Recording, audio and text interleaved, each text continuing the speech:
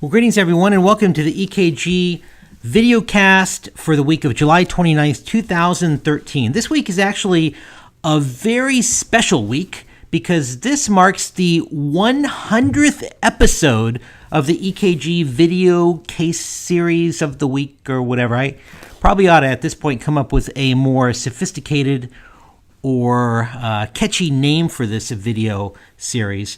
But anyway, this is a special week, and so I did a Google image search looking for some type of image that would really typify the celebration of the 100th episode. And so I did a Google image search for celebrating 100 episodes, and this is what I came up with. So now, as a disclaimer, I'm not trying to endorse smoking by any means, but this was kind of humorous, and so I figured I'd post it there. Anyway, what I did want to talk about was an article, just briefly, that I saw in circulation July 2nd, 2013, written by a couple people that I don't know, but here's a name that I know and probably many of you have heard before, Galen Wagner. Now, Galen Wagner is one of the true cardiologist EKG gurus that are out there, and he is the current main editor or author of the Marriott textbook.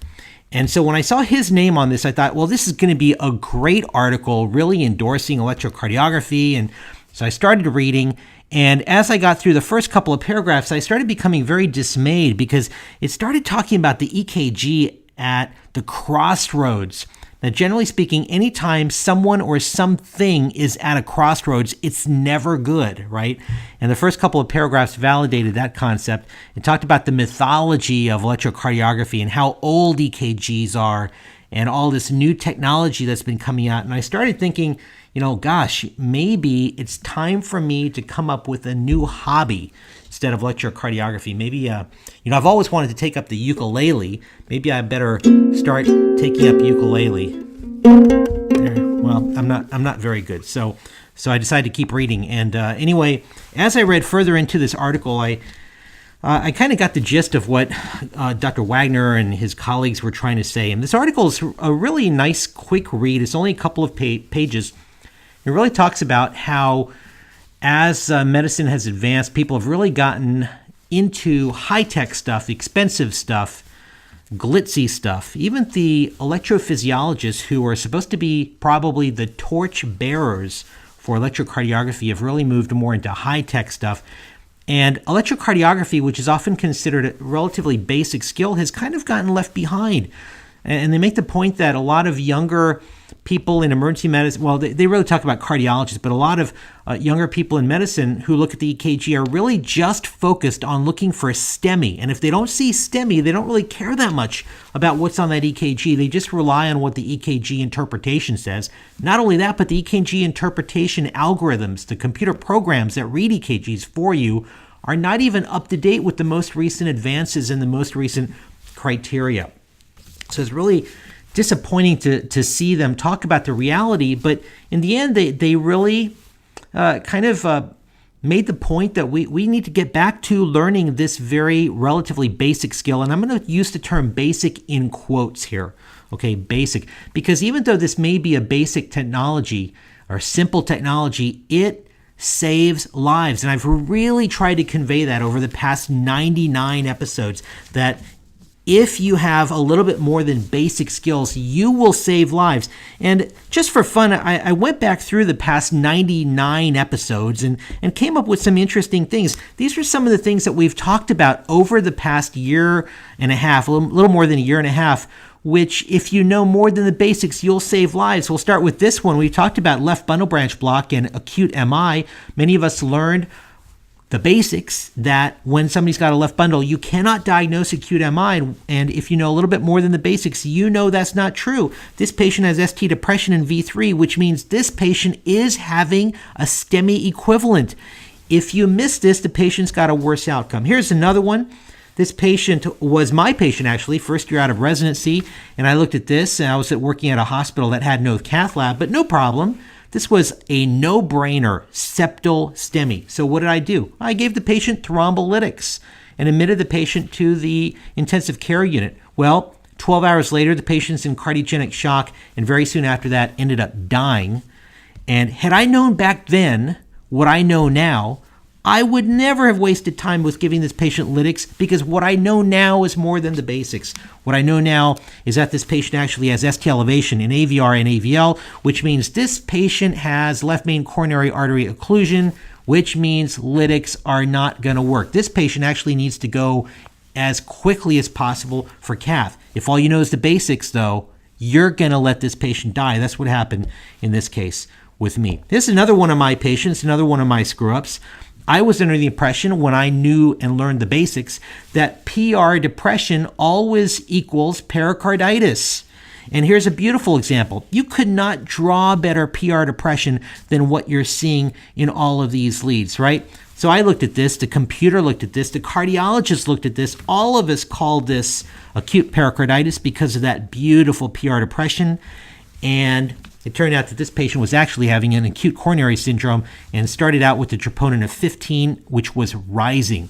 This patient went to the cath lab. Unfortunately, didn't have a horrendous outcome, but we all assume that PR depression equals pericarditis, and we know that that is not true now. But if you know the basics only, you're going to miss that. Here's another one. This EKG was called normal by the emergency physician and the computer, and the final interpretation by the cardiologist called normal. But if you know a little bit more than the basics, you recognize that this flip T wave in AVL predicted that this patient was in the midst of an inferior wall STEMI. Here's another one. If all you know is the basics, you might know about Wellens, right? Flipped or biphasic T waves, V2, V3, also out in V4. So if you know maybe just a little bit more than the basics, you look at this and say, well, this person's got Wellens. If you know a little bit more than that, however, you know that this is not Wellens. This is actually nothing more than a normal variant. Give this patient Motrin, send him home. We talked about that before. Here's another one. This is a miss, this 30-year-old guy who presented to the emergency department with a near syncopal episode. The final interpretation was LVH and old lateral STEMI. Well, there's two problems with that interpretation. First of all, in somebody under the age of 45, you don't use the EKG to diagnose LVH, number one. Number two, why would a 30-year-old have an old lateral MI? These are not infarction Q waves. And, well, if all you know is the basics, you're going to miss this. And that's what happened. This patient got sent out and 2 days later came back to the emergency department where I saw him in cardiac arrest. I pronounced him dead from hypertrophic cardiomyopathy. And if somebody had known more than the basics when he first presented, he'd still be alive today. Here's another one. This was my screw up again. I'm happy to share my screw ups, learn from my mistakes. Here's a 54-year-old woman who presented to the emergency department with shortness of breath. She had a history of breast cancer, so this is a no-brainer PE, right? This patient needs heparin right away. And emitter. Maybe get a CT just to confirm it. Well, that's what I did. I started her off on heparin, and about an hour later, she was in pericardial tamponade from hemorrhagic tamponade.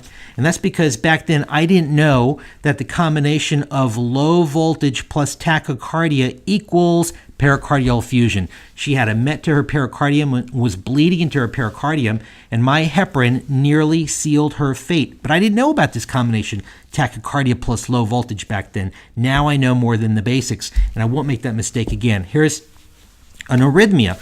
Take a look at the computer interpretation. AFib. It's irregular, and there's kind of a rotten baseline in there. So what happened with this patient? The patient got started on heparin for AFib, new onset AFib. The patient got admitted to the hospital. And the first night had a massive lower GI bleed, ended up having a stormy course in the hospital, had to be transfused a couple of units, fortunately survived, and the patient ended up not having AFib. And if you know more than the basics, you know this cannot be AFib because there are clumps. This was never AFib to start with. This is simply Mobitz conduction. The patient has no indication for heparin in the first place. Iatrogenic near kill because somebody only knew the basics and only looked at the EKG computer interpretation. Here's a regular wide complex tachycardia. The rate is 115. What does that mean? It means it cannot be ventricular tachycardia. You don't diagnose VTAC when the rate's under 120. Unfortunately, this patient who was in the CCU was misdiagnosed as ventricular tachycardia, got amiodarone, and dead. Here's another one, all right? Here's another wide complex tachycardia, irregularly irregular. Morphologies are varying, and that means this must be AFib with WPW. The treating physicians said, you know what? When in doubt, give amiodarone to everything that's wide. The patient got amiodarone and went right into ventricular fibrillation. Nearly died, again, because they didn't recognize something that was a little bit beyond the basics. Here's a patient with a long QT. QTC is 549 milliseconds. We talked about this a while ago, and the patient kept going in and out of Torsade. So what do you do with Torsade? Well, you try to shock him. Well, this patient was going in and out of Torsade, and so by the time they got the paddles ready, the patient was out of it, and they couldn't shock the patient. But what's the next treatment you're going to use? Magnesium, right? So the patient gets some magnesium, and it does nothing. Then some more magnesium, does nothing. More magnesium, does nothing. And the reason magnesium's not working is because this patient has a diagnostic finding that tells you that this patient's treatment of choice is actually calcium. What is that diagnostic finding? There's a long ST segment. We talked about that. When you see a long QT, primarily due to an increased ST segment, that's hypocalcemia. And the Torsade didn't stop until the patient got calcium. Piece of cake if you know a little bit more than the basics, right? So coming back to this article, electrocardiogram at a crossroads. Is it at a crossroads? Well, I suppose you can make the argument that the EKG is at a crossroads because so many people are focused on high-tech stuff. But you know what? If you know the basics and a little bit more, you will save lives. And one of the things that I always try to preach is a very simple concept that just because electrocardiography is a basic skill, that doesn't mean that we should relegate ourselves to having basic skills. You need to be the expert with electrocardiography. You can't rely on anybody else. You can't rely on your computer. The interpretations and algorithms are flawed. You can't rely on the people upstairs because they're more focused on stents and high-tech stuff. You've got to be the expert. And if you are the expert in electrocardiography, you will save lives. And I'll argue this over and over and over. The EKG, in my opinion, is the best, fastest, safest, and most important test in emergency medicine and perhaps in medicine in general. It's a piece of paper and ink. You can't get any cheaper than that. I don't care what they charge for it, but in terms of the cost, it's practically nothing. And it's rapid, reliable, reproducible, can be done at the bedside no matter how sick your patient is. And if you know more than just the basics, you will save lives over and over and over. And after all, that's why we all went into medicine in the first place.